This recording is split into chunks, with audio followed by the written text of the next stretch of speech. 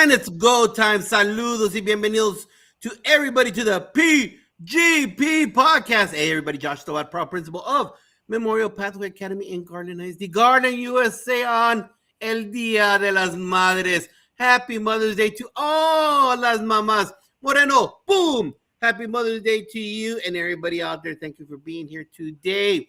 We really appreciate it. And if you watch this on the rebroadcast, Feliz Día de la Madre para ti, para ti, para ti. For all of you out there, for everything that you do, for all the spit you had to clean up from your shoulder, for all the diapers you had to clean, for all the Desitin in your nails, for all the Gerber on your clothes after you got dressed and you had to go to work, for all of that, for all the talcum that ran out, thank you. Thank you very much for washing all those baby bottles and you left the milk in too late. And then you had that smell of milk. You know what I'm talking about right there, moms. Thank you very much for everything. Hey, don't forget that this is part of the Fantastic Four Network that starts every Super Saturday with Coach Shawn Hurt. Coach Shawn Hurt, if you need data analysis on how to break down those teaks, we call them teaks in Texas because we do our own thing. We're all Lone Star-ish. We don't care about anybody else. But if you got your curriculum, he'll break it down for you. He has it for all the 50 states. Our sisters, the doctors, the culture queens, making sure that they raise their campuses 2 or 3 letter grades in 1 year. So you want to raise that culture in your campus, reach out to those young ladies right there. And what else can we know about the very happy New York Knicks fan himself, El Jefe, Principal Kafele? What is it, Principal Kafele? Six wins in a row for the Knicks? I don't know. Every time I see that, I know that you're happy. You're doing that happy dance, happy dance, happy dance. So thank you very much, everybody out there. Check it out. Like them and share and follow them on YouTube. And right now, like and share the show. Right? Stop what you're doing. Go right now. Like it and share it. It's less than a second. Like it and share it so that the algorithm of all 104 consecutive live shows. I'm telling you, consecutive live shows, baby. And it's all thanks to you and awesome lady right here next to me, Dr. Mari Moreno. Today, in homage of Mother's Day, her company, I'm going to wear your colors. We still wear our colors right there. We'll talk about the cap a little bit. But in honor of newcomer success, Dr. Mari Moreno. Feliz Día de la Madre, señorita. ¿Cómo estás? Thank you, Josh. That's such an honor. Thank you. And you would think I would wear my company shirt myself, but you know what? I don't have one today. And I'm not home. I don't have my spiders up. But guess what? A little secret for everybody. I'm starting to collect my spiders. There's my first one.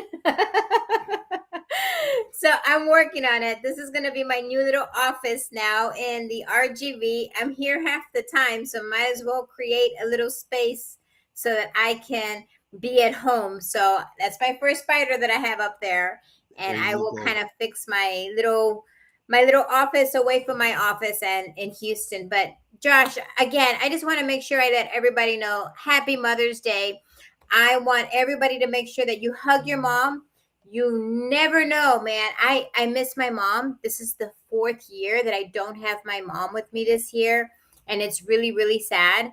And I also want to make sure that my condolences. Josh, I don't know if you knew Zizi. She was a really good friend of mine. She passed away yesterday. Sorry. And so my heart goes out to her only daughter.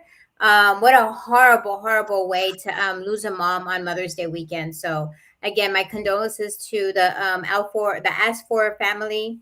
But everybody else, again, please hug your mom. You only get one. You only get one mama. And so please make sure you hug them because, you know, time is short. I miss my mom. But guess what? I have 2 beautiful children. And I can't wait to see them tomorrow because I'll be back in Houston working in the weekend. I'm working here in the RGB this weekend and heading back, Josh, and I'm 58 days away from going to Tanzania. It's time. Tell everybody real quick about that. Tell them. So real quickly. So guys, I My company is Newcomer Success, but on the side, kind of on the other things that I do, I support a school in Tanzania, just south of Arusha. We fly into Kilimanjaro. So 3 times a year, I fly out to Tanzania, but I take visitors with me. A good time to go, all of you, is July.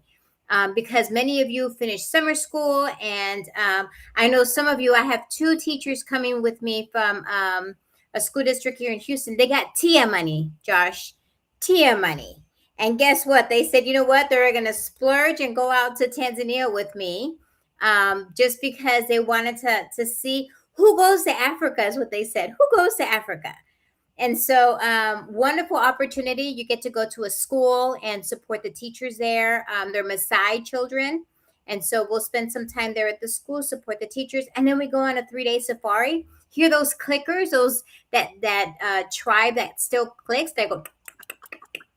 So we'll go see them as well. So we'll work with the Maasai children, and then we'll go out and see the clickers, the Hadzabe tribe. We'll also see the Datoga tribe. But yeah, Josh, it's a lot of fun. I go every year, so a good time again is July. So if you can't do it this year because it's 58 days away, let me know. 2027 is around the corner. So if you're gonna drop that, just let them know for financially if they're interested next year. What does approximately, with today's inflation, what does that run for an educator? So flight, I always leave the flight up to the person, because there's all these points and stuff that you can get with your airlines and whatnot. But as far as going, $1,300. So and super cheap. How do I pay? How do I pay that? So you can pay by installments. You can pay if you want to pay with a credit card. If you want to pay, with your debit card. I'll do installments with you guys, with anybody who's interested in going. The $1,300 pretty much pays for your food. I do hire a chef because I don't want anybody to get sick. And last thing you need to be is in another country feeling sick, and all that stuff. So I hire a chef, and we eat food like we do in America. We have spaghetti, we have hamburgers and hot dogs and stuff like that our bodies are used to. And so we hire a chef, we do transportation, and then we stay there at the school. So just to kind of take care of the sheets and whatnot, we pay somebody to kind of do that for us. But other than that, the $1,300, it's all inclusive with that money. It pretty much pays everything. Now, if you want to go on a safari, that's a little different. How much? The safari is about $1,500 to go on a safari, and that's a 3-day safari where you can see the clickers, and you'll see it's called Gorongoro. It's the only crater that animals kind of migrate into. And then we'll go to Tarangire, which is a smaller version of Serengeti. Serengeti is a little bit more expensive. So you want me approximately to save up close to $3,000? Pretty much, yeah. $3,000 is pretty much what you need. And then, of course, flight. Okay. There you go. So if you're interested out there, and I hear a lot of educators say, oh, I'm interested. Well, don't fake the funk, baby. Make it happen. I have not said that because I cannot live without HVAC or put up with mosquitoes. They're the size of hornets there, but no. I will not dissuade you because you know what, it's tongue in cheek. Because she does the Lord's work by helping out that village out there, and you can go and see the beautiful thing that our Lord and Savior puts out there in the Serengeti, seeing all of his creatures, but most importantly, the spirituality of helping those that don't have much. And that's our charge of being educators. So today on what? So today on Mother. Reach out to my handle right there, right? Send me an email or a text message. I can't see it. You gotta get rid of your name so you could see the whole thing. Oh my goodness. Okay, so I'm just telling you what to see. So today, as you can see, we're a little bit less of hyped up, a little bit less, because not only is it Mother's Day, but we don't have guests, and I think, like I always say, we value people's time. I don't believe in having meetings to have meetings. I don't believe in doing that kind of stuff. If things could be saved on an email, we send it an email. And if I say your contractual times are 4:00, trust me, I never keep anybody. I've broken it twice, 4:01 or 4:02. But once you're done, you're done. I need you to go home with your families. That's what I believe in. Obviously, that's my belief system, but it's still honoring each other. And today's show, Vamos a hacer tamales. It's kind of laid back, but it's interactive. If you all don't know, hey, I know I got Mississippi here. I know I've got Illinois here. And you guys hear the word tamales. I heard you guys say tamales. What you do, you get a big corn husk, all right? You buy like plastic bags of corn husks. And then you get masa. You get like cornmeal. Is that what Cornmeal? Yes. Cornmeal, right? And then you get like a big container. I'm talking about like a washer machine. And then you throw in all, and you just start kneading. I think that's what the English term is, right? You knead it. You massage it. Massage it. I don't know. I'm not very fancy. I'm a simple caveman. Use simple words. I don't use fancy words. And then you get whatever you want. In other words, some people like rojo. Most of it's pork meat, and you put like everyone has their own version of rojo, red, okay? And then verde, also their own version of green, which is pork with green sauce. Everyone does it. You know that your grandma does it better. I'm sorry. Once your mom becomes a grandma, then she does it better. So mom, sorry, today your mom does it better than you do. All right, those tamales. And then we do sweet. You put in like cinnamon and raisins, and then we do rajas, which is like chili strips with cheese in it. So yes, if your mouth, and then if you do it real good, look at these fat cheeks. You could tell that I have had a lot of them. You put those tamales and you put some eggs on top of it. It's awesome stuff. But while you're doing all of that in our culture, you're just jibber jabbing away. You're just gossip. So we are gonna avoid the 4 agreements today, and we're not gonna chismear. We're just gonna. Can we talk? If you remember Joan Rivers, the comedian. Her line was, "Can we talk?" All right. Or today's show is also things that make you go, Very famous song. And Arsenio Hall. I know I'm saying a lot of you guys don't know what I'm saying. When I mentioned Arsenio Hall, that dude was the bomb.com back then. And there was this famous song by CNC Music Factory. I know you don't know. I'm showing my age. I'm a Gen Xer. And it was things that make you go, And he would put in like a thought. So we're going to start off today before we start. And it's highly interactive. So if I see you interact, I'm going to write you down on my AI. Look, I got my AI ready to go. Look at how new my AI is. I got my AI. I'm going to write down your name. And if you interact. How many pages are left? Huh? How many pages are left in that AI thing of yours? My AI is almost out of memory. It's almost out of memory right there. And hey, if you interact the most, I'll mail this to you. You'll be the You can get a cap? You could get a cap today, Moreno. PGP. Now, if you win and you don't wear caps, let me give it to number 2. You know what I mean. You know what I'm talking about. I'm not trying to dissuade the number 1 to giving it away, but we're going to get started with this interactive show. Hold on. Let me bring in the comments, the chat. Let's see who's on today. Again, we're not in a rush a lot. We have the pastas here. Oh, my Lord. Constance Sherrard. Let me write down her name on the good list, not the naughty list, the good list.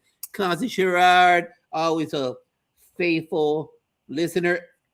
And Dot McKeever Jeter in the house, like always. She is our number 1 fan for the Fantastic Four. And Dr. Joe Griffin, she does such a great job being the principal's principal. Love it right there. Yes, happy Mother's Day. Feliz Dia de la Madre, Constance and Dot McKeever Jeter for being here. Multitasking. I'm not like Sheikah and Tammy, who has people doing this behind the scenes. I don't have all that. I don't have all that South Carolina money with the producers. Who's the next person on the call? Da Costa, Hito. Hey, Da Costa, I don't know. I might be speaking out of nonsense and ignorance. How close is your country to Tanzania? He's Ghana. Tanzania. Ghana. Is that close?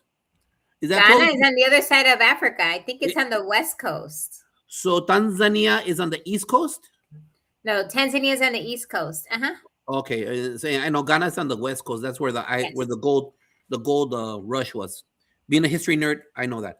All right, so yes, you're welcome, Constance Sherrard. So this is part of the interactive show. So we're gonna start off with some Mother Day questions. All right. So it'll be between Mari and I, and fans panel. And the panel, there's no panel today. It's just us two and guests out there. Write down your answers so we could share them. what to say? Principal Josh Tovar from the Costa Ajito. Yes, we're having a fabulous Sunday because we're celebrating Mother's Day. Come to Ghana. There you go, Moreno. You should You take a know what? flight. I will fly out to Ghana. Just give me the invite. I will be there, sir. She will. If she goes to Uzbekistan, Turkmenistan, Tajikistan, she'll go to Ghana for sure. I've been to Rwanda. We've been to her. Oh my lord. We don't need I've to been go. to Rwanda already. Yes. So, and Cape Town, South Africa. So, the So let's start Costa. off. I need somewhere to go in July. So, if you're inviting me, let me know. I will fly over there really quickly. Hey, Da Costa, but take care of her, all right, bro? You gotta take care of her. I need her back over here, all right? So let's start off. Let's start off our very first interactive question out there, and it's very simple. Give a good memory, Moreno. Just like you and me, you and I, our moms are no longer here. All right. So give a good memory about your mom that has to do connected with education. You know, a really good one for me, Josh, is when I was getting my getting my doctorate. My mom would tell me this all the time. ¿Cómo? ¿Cómo es? How is it that you, the person who would skip school and always, senior skip week and everything else, I was that number one person who was always doing those kinds of things. So I was the first one in my family to go to college. She never thought in a million years, all she wanted me to do is graduate from high school. That was her dream. Gráduate de high school, because she didn't think I was going to even get that far. So, here I am. I graduated from college. When I decided to go to get my doctorate, I have a picture of her. My mom passed away about a year and a half after I got my doctorate. So she got a chance to see me walk across the stage. I have a beautiful picture of her kind of looking at me. She was really short. She was about this high. And so she would have to look up to see me. And so I have a really cute picture of her just kind of like, but I have a picture of her because I asked her to read my dissertation. And, my mom is not one of those readers who are, she's going to pick up a book. My mom was never like that. But I had to write, my chairperson wanted me to write about the history of immigrants coming to this country. It was part of my dissertation, but not to go to the 1700s. That's like too far back. But my chair wanted me to do that. So here I am doing that. So do you remember the Bracero program, Josh? You remember? I didn't know anything about that. And so my chair wanted me to write about the Braceros. For those of you guys out there, the Bracero program is when the Mexicans would come to America. They would come through, they would pass the Rio Grande River, and they had permission to come and work. And then they would go back to Mexico and take their money and take care of their families and whatnot. So I had to write about that in my dissertation, in my chapter 2. And so I told my mom, I want you to read it. She goes, ¿Pa qué voy a ver eso? Yo no sé nada de eso. I don't know anything about your education. I was like, Mom, it's about the Bracero program. That kind of opened her eyes. What? You're writing about something about my time? So it was something that, it hooked her. It was something that meant something to her. It was her family and her parents that went through this. My mom came to this country illegally. She was born in Mexico, and so she was here as a very young age, and then she became naturalized later on. But all of this really kind of meant a lot to her as far as the work that we do with immigrant children. She knew I was a principal, just like you, Josh, for refugee and immigrant children exclusively, and supporting those students and helping them. And so she knew the passion that I had, and it was such a nice way of seeing my mom look at the work that I've been doing. But she had a chance to read my book and my research, and that just was so special. I love that, especially when mom's connected with your writing. That made all those hours very important to your spirit right there. Constance Sherrard, mom was very supportive. When I went to college, she did not graduate high school, and she was a teenage mom. She sacrificed a lot so that I could be successful. She cried at my graduation. I love it, Constance. She posts every accomplishment on Facebook. Like you are a celebrity, young lady. You are a celebrity, especially right here. We love it. Tim McNally, past guest from the 915, but now no longer. He's in Utah. Let's see, what does Tim McNally say? There are 10 kids in my family. Always push education on us. And as a result, 9 out of 10 have at least a bachelor's degree from college. Nice. Another one's a master's chief EOD Navy diver. She was always so proud of us. I love it, Tim. I never knew you had 10, brother. Wow. I never knew you were a part of 10. But congratulations to your mama who was able to 10 kiddos. Imagine That's all a those lot. diapers. Oh my God, Tim. Those poor dogs, that poor woman, Dios mío. 10 sets of diapers, my goodness. Well, I don't like saying a lot of stuff, but if it wasn't for my mom, I would not have had my career. And so she always she made sure that she pushed education. Now I could tell why you asked me that question. You are the youngest. Now I know why you made it so awkward for me while I was stuffing my fat cheeks at lunch, and you came and sat next to me with that awkward question. You're the youngest. I love you, brother. And so she pushed it on my brother and I, and I'm the only one that took advantage of that guidance. And obviously, God puts us on paths that He expects us to follow. And she was just one of those individuals that role modeled. And her line was always, "I will lose a job." Do you remember T-Cat? Yes. They fired her from teaching because she didn't pass her T-Cat. Really? Yeah, she was one of the early teachers that didn't pass the T-Cat. And The TCAT exam. Uh-huh. I could, and I think I'm right. I can't get verification, obviously, but my old brain reminds me that she started at Socorro High School. And Wow. yeah, right. And I think she got fired because of TCAT. For those of you that are hearing this, TCAT was by Ross Perot, right? Ross Perot that ran for president. Yeah. He said that teachers should, if kids have to take tests, teachers should also to validate the certification. And my mom didn't pass it, I think, because I'm not making excuses. I don't know the situation. I just know that she didn't pass it the 3 times, so she got released. And then she got picked up in EPISD, and that's where she started at Jefferson High School. But she always said, I will always have a job because of my education. Don't ever forget that. I will always have a guaranteed job. It might not be what I want, but I will always have a guaranteed job in education because of that. So thanks for sharing, everybody out there. Here we go. Who do you, Moreno, who, Dot, I haven't heard anything from you, Dot. Who do you consider a work mom that you've had? Who would I consider a work mom?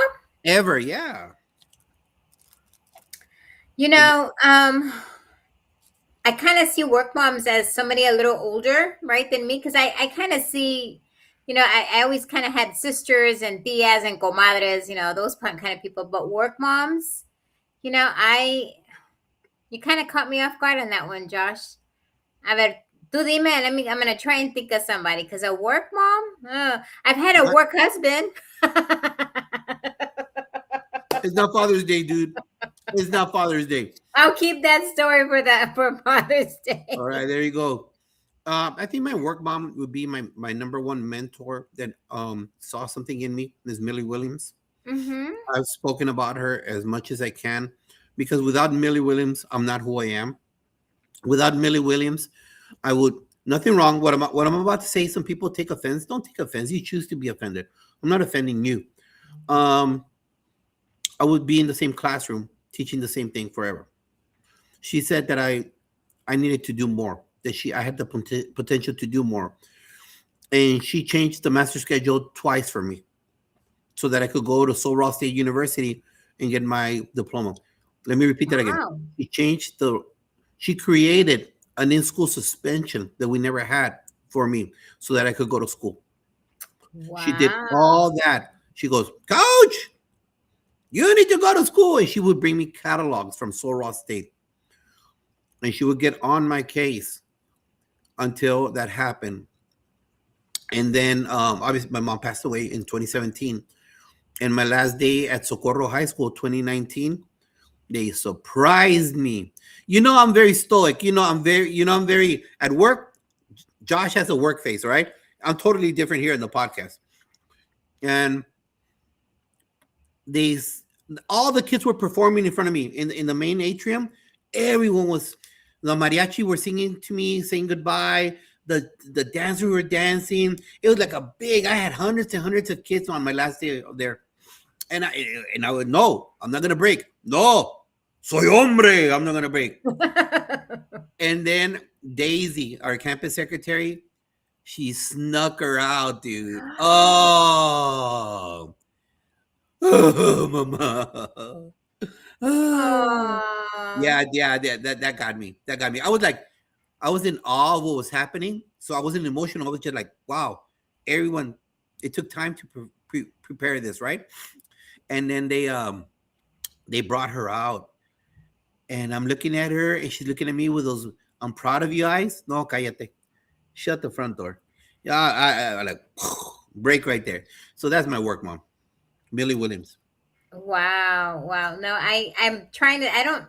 I guess the only other person I can think, it wasn't really a work mom. It was just someone that somebody said something. It just reminded me so much of my mother, and so yeah, I kind of teared up. I'm like you, Josh. As a principal, you couldn't kind of show that weak side. There's just something about being a principal that it doesn't matter if the sky is falling on you. It's like fuerte. And I don't know, maybe because principals, we're especially female principals, we have to be, got to be tough, man. You can't be, crying and saying, "Oh my God, I don't know what's going on," and showing face to your colleagues and your staff, that you can't lead for whatever reason. That shows kind of weakness sometimes, especially as a principal. So I always try to have that esa cara, that doesn't nothing's gonna knock me down. It doesn't matter. Josh, I got evicted. I got evicted from my building. And so if anything, that's hard. I mean, how I know my children sometimes gets evicted and stuff, but as a school principal, they were evicting me from the school. We paid rent. So the school district, I worked for the Houston Independent School District, and they were leasing the building, right? So it wasn't a Houston ISD building. We were leasing this building, and I just happened to be using the building. And even that didn't break me, right? Even though we were all like, oh, what are you gonna do? Like, and I would look at the district and I was like, what are we doing? And then when they moved me to temporary buildings with mold everywhere, oh my God. It was awful. And I'm not gonna lie, I almost cried because I was like, oh my God, like, my children deserve better. Right. And so here I am peleando. And the reason we got evicted, Josh, just so that everybody knows, since this is live and it's probably going to be there forever, we were evicted because it was an open concept type of environment. There was no walls. And so I was telling my landlord, this is a school designed specifically for refugee and immigrant children. We need to be talking. And we can't be calladitos, quiet. That's not how we learn. I need walls. And I kept on fighting and fighting and fighting. And so the landlord says, "Pa fuera, out, get out. We don't want you here no more." And so I had to get out. They put us in temporary buildings. They cleaned it up. They took all the mold out, blah, blah, blah. Life goes on. And Las Americas became one of the most visited campuses where people would come from all over the world to visit. So I would tell people, it's not about what looks like on the outside, it's what happens inside the classrooms every single day. And so, anyways, long story short, not even that broke me, but yeah, mero, man, because that was hard. Well, yeah, and there's a philosophy out there that I've heard on different podcasts that it's okay. It's okay. You know what? We all have opinions. Amendment number one, but after 3 decades, sometimes the reality of the job tells you. And I know there's speakers and authors that I know that I converse with. No, you don't have to be like that. No, sorry, that's not what has been my lived experience, my anecdotal evidence. So I feel what you're saying there, Moreno, especially, and I've heard that comments from women leaders that sometimes you got to be a little bit more for whatever's out there. So that'd be Mm-hmm. a good show. I did it with the other podcast, Unlock the Middle, Women in Leadership. I think that would be a great podcast to have in the future to have Mm-hmm. to talk about those things, because it's a reality out there. And even if some people don't consider it a reality, perception is reality. And Oh, so, absolutely. and if women leaders feel that, it needs to be out there. Think about police officers. When you ever come across a police officer that's a female, oh my God, don't even think about trying to say, hey, give me a break, because they're going to give it to you even harder. Oh yeah, Because they're like, what? Because I'm a female, you're going to kind of, right, there's just some jobs out there that, you know what, women have to kind of step it up, because, right. hey, we just started kind of making some breakthrough about getting paid equally. Hmm. So, Dot McKeever Cheater, my mom pushed me to go into administration. She enrolled me in Roosevelt University in Chicago without me knowing. I guess she had connections. You gotta Yeah. love moms right there, Dot. And then Constance Sherrard stated her mama Her work work moms, mom. cafeteria ladies, and ISS teachers. Got it, perfect. All right, let's go into the next one right there. Who was the person you consider a mom that supported you the most?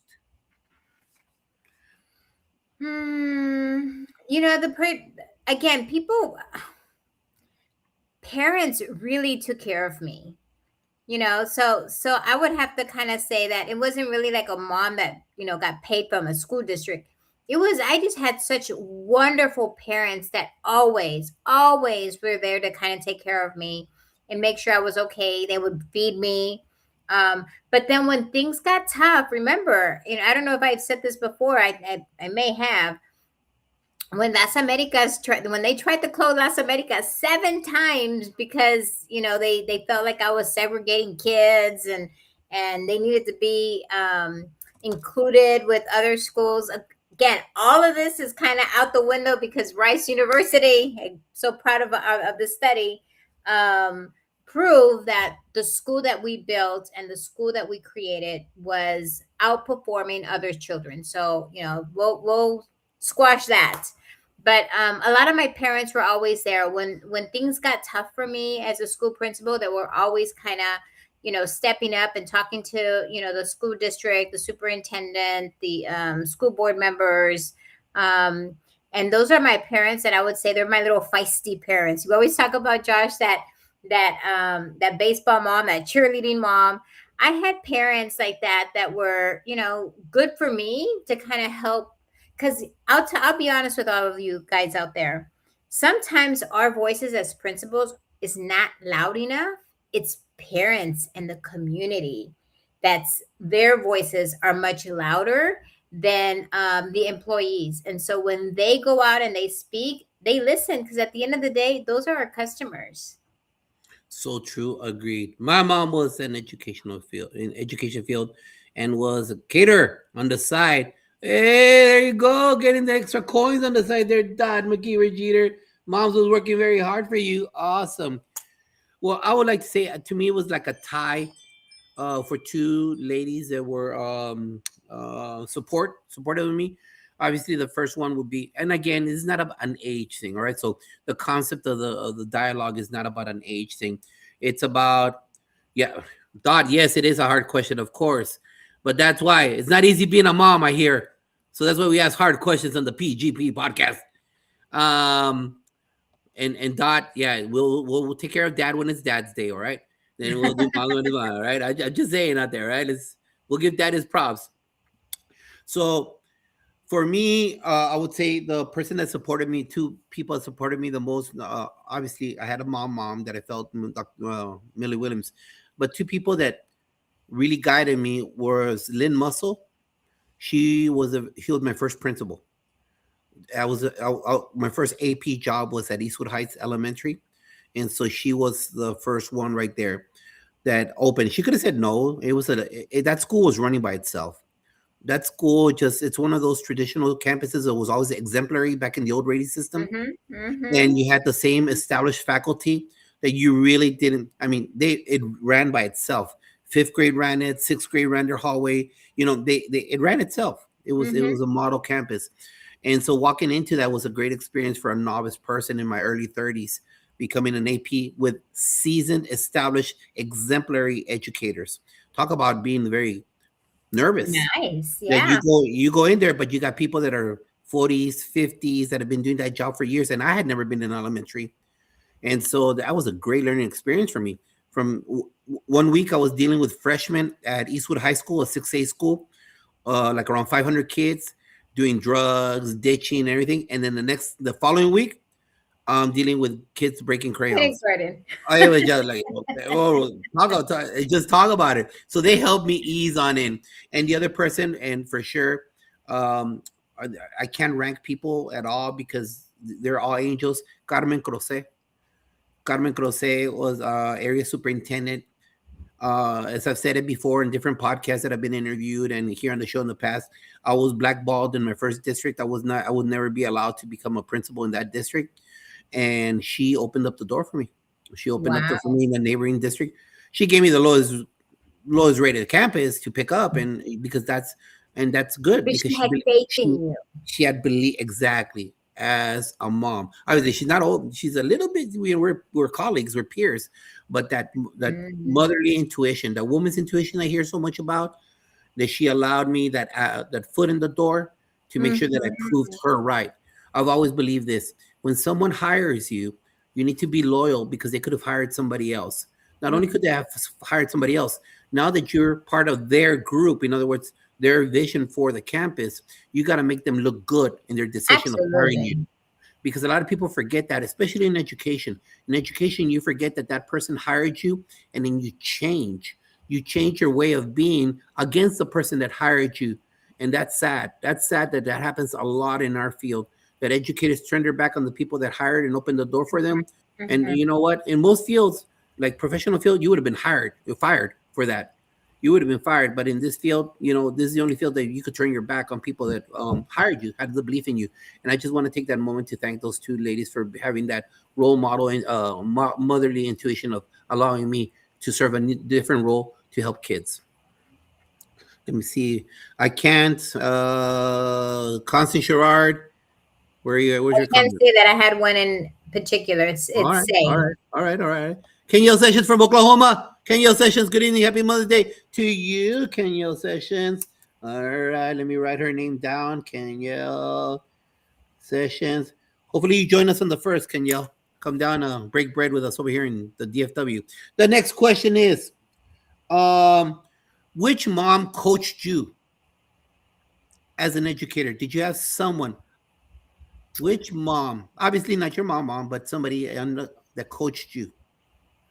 So I can only think of a lot of the times, Josh, to be honest with you, it hasn't been a female, it's been a males. Males normally kind of has helped me. I can probably name three off the top of my head who've really kind of coached me in that sense.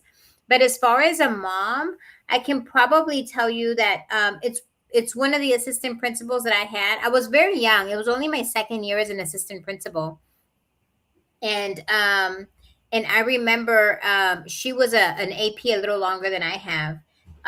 She passed away already about maybe 3 4 years ago, and so my heart goes out to her. Um, but her name was Karen, and Karen, all I can say was she would always say, "Marie, calm down. It's okay." Because I wanted everything perfect. I'm just one of those people that I want to have everything kind of perfect. And she would say, you're learning. You gotta push through this. You have to understand. Uh, People need to understand my Libra. Anybody knows about the Libras out there? We're the balance scale. So I'm always very detailed, or I like to kind of see the big picture before I make a decision.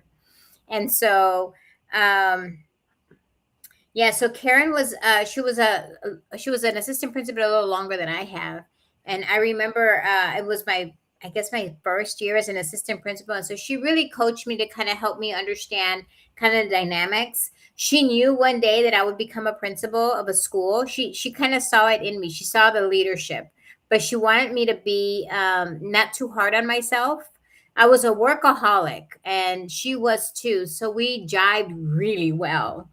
um but yeah, it's interesting to see, looking back, Josh, at the 30 years in my education career, that a lot of the folks that actually promoted me were more males. And it was very few females. I don't know what it is. Not sure what I can say about that, but there was a few females out there. Okay. Okay. And Dot McKeever Jeter says her coach was Dr. Patricia Moore, assistant superintendent. There you go. Sending some props out there. Yes, like you said earlier, this will be time stamped. So send them some love and let them know that you spoke highly about them on the podcast today. Let's see, Constance Sherrard, she says, God has placed older women in my life. My grandmother raised me from the mother in the church to the cafeteria ladies and the older veteran teachers. They encourage me and ask me about my future. Love it. Love it right there. I would like to give kudos to the person that coached me by strong silent support. I don't know if that makes sense. Dr. Susanna Russell. Dr. Susanna Russell was my area superintendent in El Paso, and then she became chief executive officer, one of the leadership titles here in Garland. Mm-hmm. And she believed in me, and always she would just.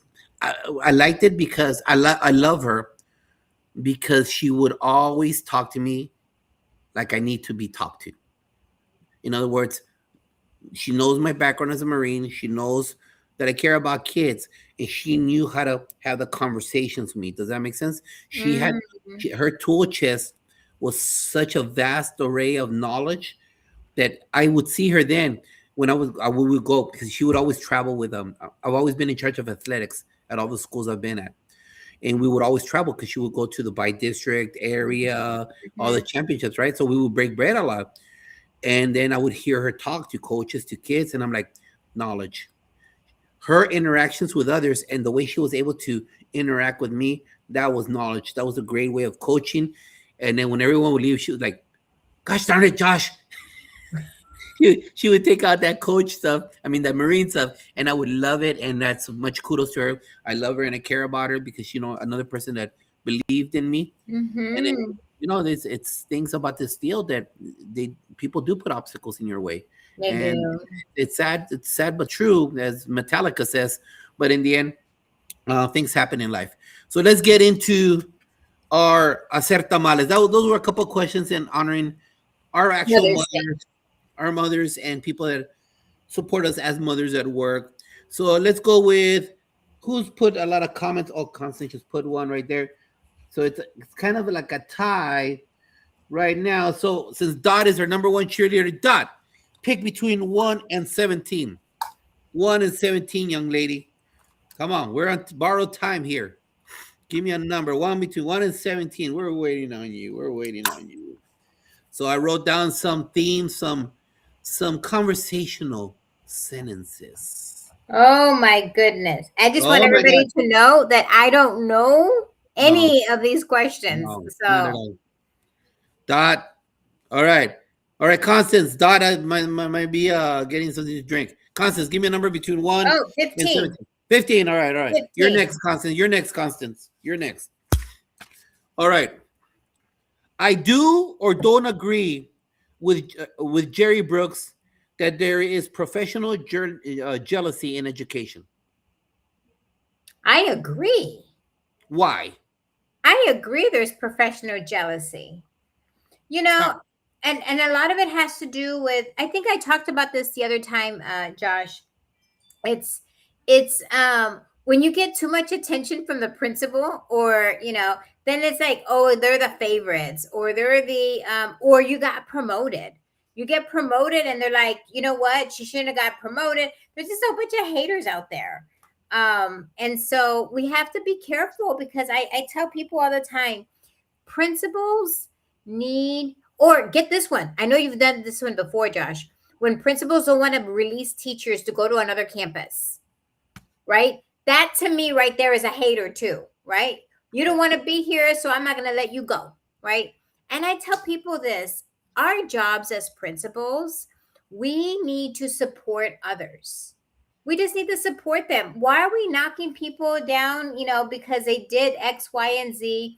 We should be proud, especially, I tell people this is a very hard profession to be in.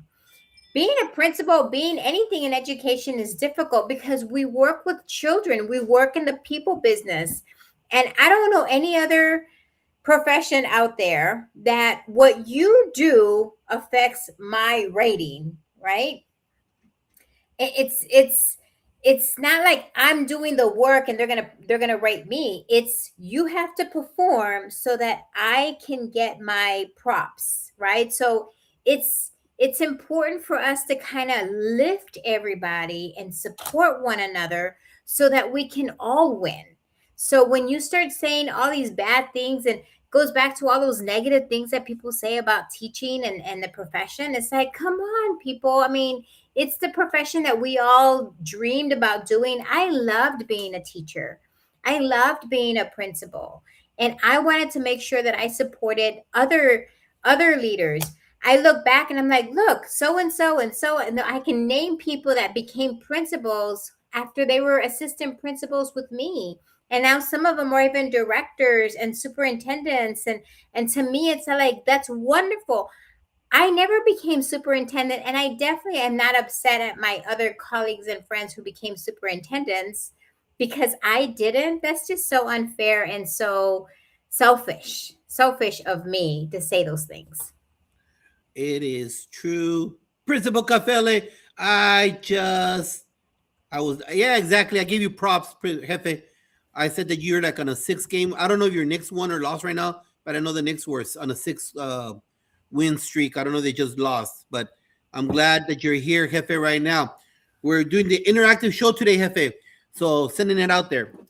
Yes, you know, when you people feel connected to you, they'll tell you the truth. And it's happened to me, obviously. When I leave a school and people that were loyal to me because they were loyal to me, they'll call and say, hey, they still bring up your name. Yes. Hey, they're still talking bad about you. And the sentence starts, well, I'm not gonna do what blah blah what Tovar used to do. Yes. And I'm like, I know you're not. I know you're not. But it's okay. I mean, and it's sad. It's sad that sometimes in public education the crab mentality is out there. And not only the crab mentality is out there, and like you mentioned, to piggyback on your comment, Moreno, if you are from another district, congratulations, Jefe, closed it out. If you are in another district and you move to a new one, like you said, for promotion, whatever it is, people there, they're gonna hate because you're not one of them. Mm. You're not one of them, and then they don't know the litany of success that you're bringing because that panel and that superintendent thought highly of you, that you have a tool chest to bring to their district to Mhm. improve that.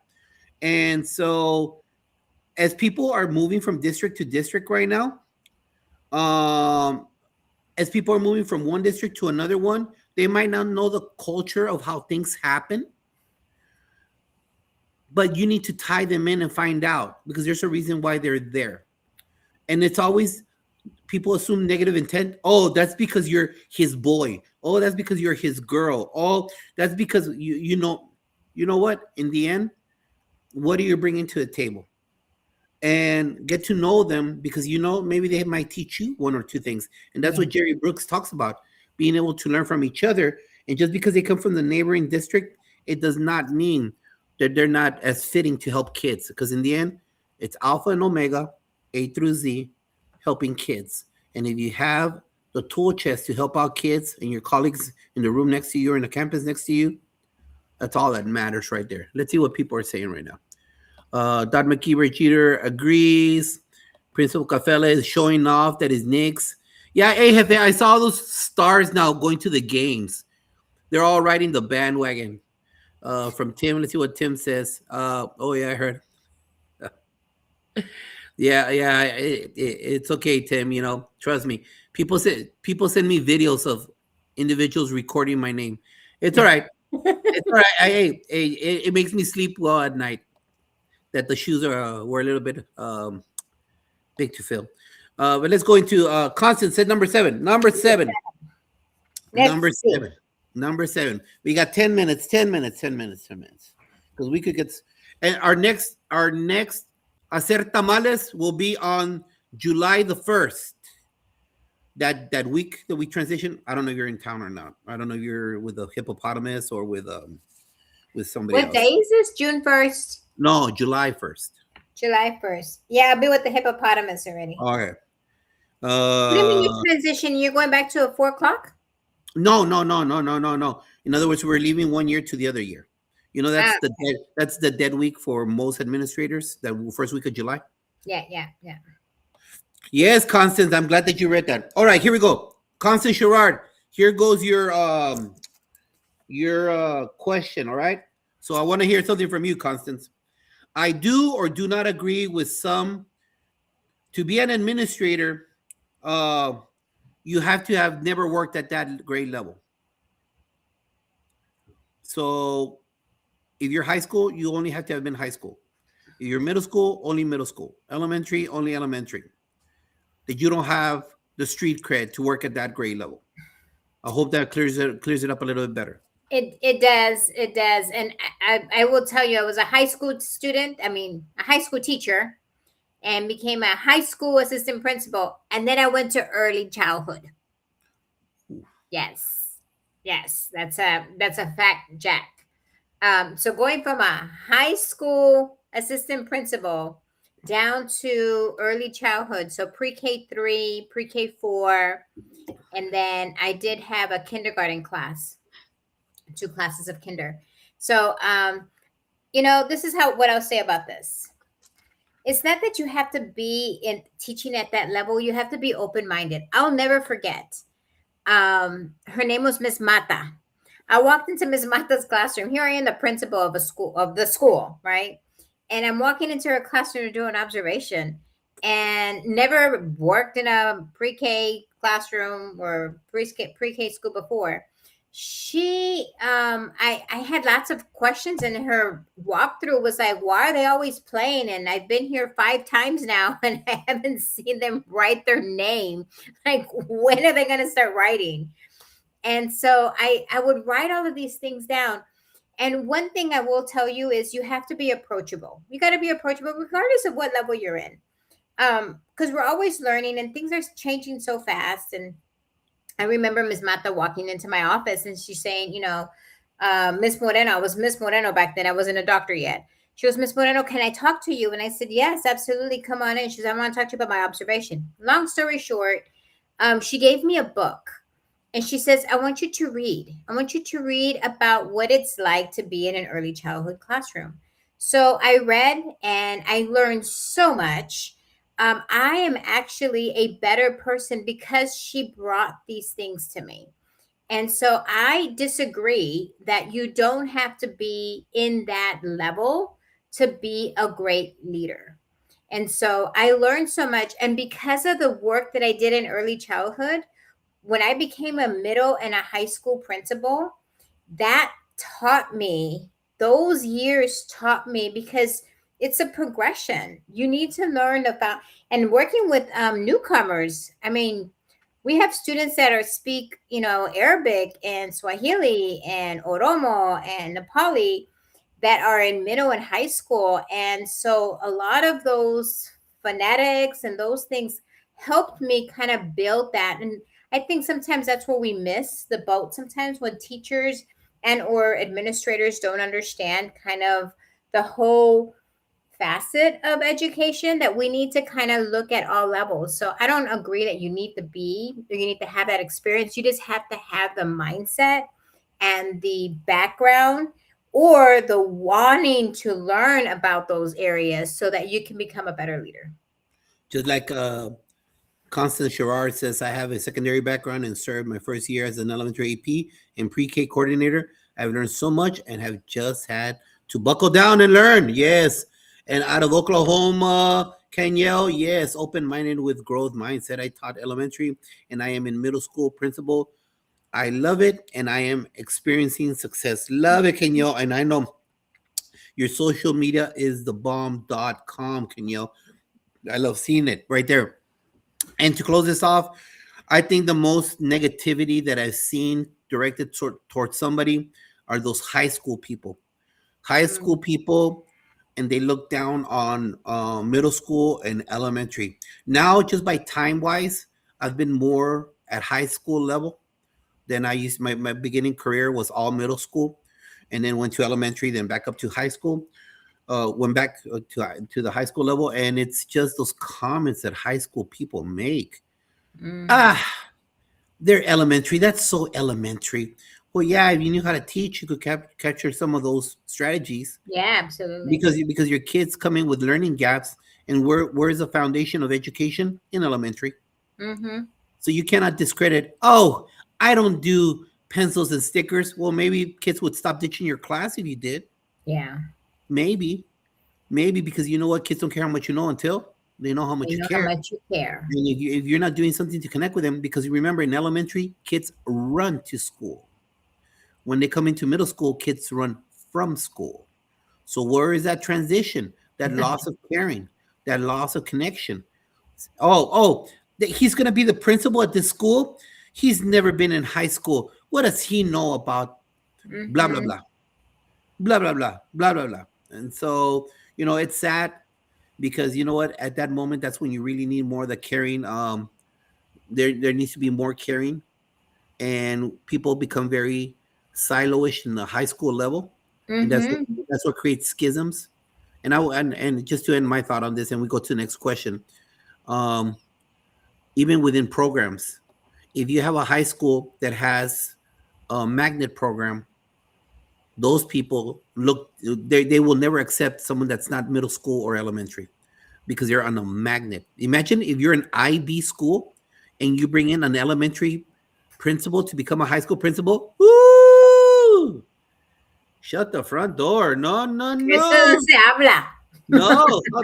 How dare they bring an elementary person to an IB school? Yeah. What do they know about IB? What is that mentality?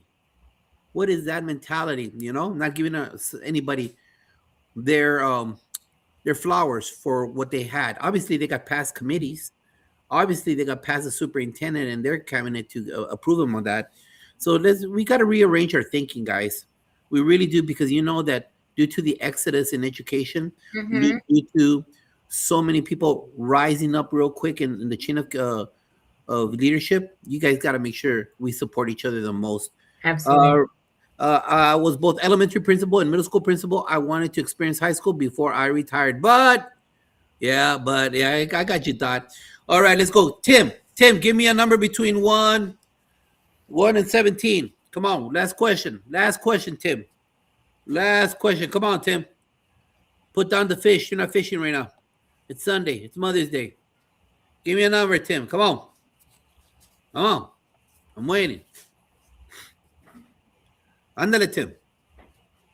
Ándale, Tim. 3. All right, 3. All right, last question of Haciendo Tamales. Hey, you know what? These are honest talks, guys. They This are. this happens. Impromptu, too. I don't even know the questions. Oh, she doesn't. He has no idea. All right, last question, number 3. All right, if someone from outside the school district gets a job over a long-standing member, I do or don't agree they should get it. If someone from an outside school district gets a job over a long-standing member in that district, I do or don't agree they get the job because You know what? I don't have a problem with that, Josh, at all. No, it goes back to your street cred. What experience are you bringing to the table? And I believe in sharing. If you get hired because you are the brightest and the right person for that position, it doesn't have to be from within. I mean, granted, we want to grow our own, we want to grow people from within, but at the end of the day, what we want is to become better leaders and a better district. And sometimes you got to get people from outside of your little circle and outside of your little box. And you have to be able to, you want to embrace people who are, I always tell people, surround yourself with the smartest people. I always, I was a principal, and my coordinators, my assistant principals, they were so smart because I can't be the best of it on everything. So I want them to be the best. If you're a great science person, then you know what I need. That was my flaw. I didn't know a lot of science, so I wanted somebody on my team who can do that. So I always tell people, surround yourself with the best leaders, the best people. And if that meant I had to hire somebody from another district, then boom, let's do it, right? Let's hire them, because at the end of the day, I want to get my students and my faculty and my community in front of the smartest people. So true. Constance says, yes, Dr. Moreno 100. Let's see what Tim says. I think you try to hire the best person no matter where they come from. Tim, a little there, Constant right there. Kenyel says, if you add value to the mission and get us closer to achieving the vision, you deserve to be there. Facts. I don't know. Did I put it? Yeah, there we go. Put Tim already. I agree with everybody out there. But let's not fake the funk. If you live in a traditional district that outsiders don't come in, or hire family. Because that happens a lot in small districts. It's like, oh, la comadre, or it's my mom, or it's the cousin of the whatever. Yep. And so a lot of people don't like that, and they will be speaking out loud. Oh, so-and-so got here because they come from the same city he came from. Oh, so-and-so because they're related to the cafeteria lady who's the board member's president. So you might not speak it out loud, but it's being said at Applebee's after the second Brutus. Call me a liar. Call me a liar. Anything, call me a liar. You know, the people, and the whole thing comes down to, are they good for kids? Yeah. Are they going to help the mission? Are they going to be doing all that ensures that that new district takes that new team member, molds them into what that is in a positive way, and they bring their talents to that district, that campus, to ensure student success? And that's what we're all in it for. We're all in it for that right there. And we're right now, like and share. Everybody should already have shared this on LinkedIn, should have already shared it on Facebook. And the YouTube channel. YouTube, please go to YouTube. We have 241. We grew 5 followers. That's great. I can guarantee you there is no monetization in the near future. Josh, what's the handle for YouTube? Josh Tovar. Very simple. Josh Tovar. Just go to my name, Josh Tovar. Follow right there. Right now, dude. Right now, you should like and share it. And let's close off the show right now. We'll move these 3 cards. We'll put them on the way because one of them, it was just luck. I renumbered them. Again, I don't. There's no reason. You see, the first time we did, Tamales was in pink, and then today was there. I just renumbered them. So I'm gonna put these away so they don't come up again. Put them on my junk. In your Rolodex. Yeah. Yes, put them Rolodex. Woo! People don't know what you just said, Moreno. All right. But the winner, chicken dinner, Constance Sherrard. I will email you your PGP cap just for you. I know it gets kind of hot in your part of the town during summer, so wear that cap nice and proud. It's only the second one, Constance, so you're so lucky. I don't even have one. You don't have one. If she wears one, I'll send one to Moreno. She wears them. But other than that, thank you, everybody. Like and share the show right now. It's more of a laid-back environment with Moreno right now. So, Mama, feliz dia. Mom, all mothers out there, thank you for being here. Appreciate you. Like and share the show on the rebroadcast. Like it and share it. Follow us on YouTube and all the social medias right there. And next week, What happens next week, Josh? Talk to us. I'm ready for my interview. What? Are you ready for the interview? Are you ready? So just in case obviously you got Principal Kafele's videos that he gets a lot of people hired, but we will be bringing in 2 former principals that are retired, so they have all of that. Yes, Dot, but we still love you, and there's going to be other opportunities for you to win, Dot, and maybe because you're a cheerleader, you might get one, Dot. So don't do sad face, all right? I don't want you to do a sad face. We're going to bring in 2 former principals. We're going to bring in the principal of the year for the country. We're going to bring in a former superintendent that now works for the state. And we're going to bring in an actual superintendent to come and bring their knowledge to you out there in the United States.